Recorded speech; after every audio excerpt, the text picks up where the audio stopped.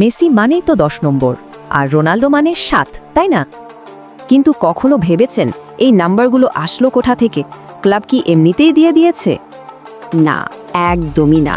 এই নাম্বারগুলো রীতিমতো ছিনিয়ে নেয়া, ঘা, চোখের জল আর কঠিন লড়াইয়ের ফসল। আচ্ছা, চলেন শুরু করা যাক রোনালদোকে দিয়ে।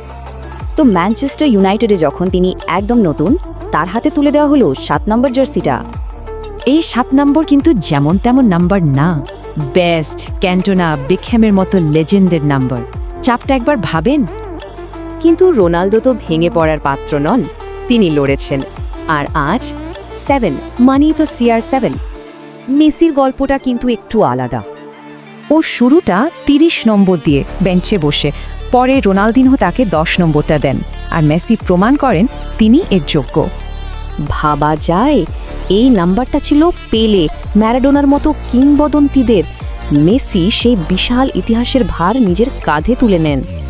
আর এখন 10 মানেই মেসি, জাদু মানেই মেসি।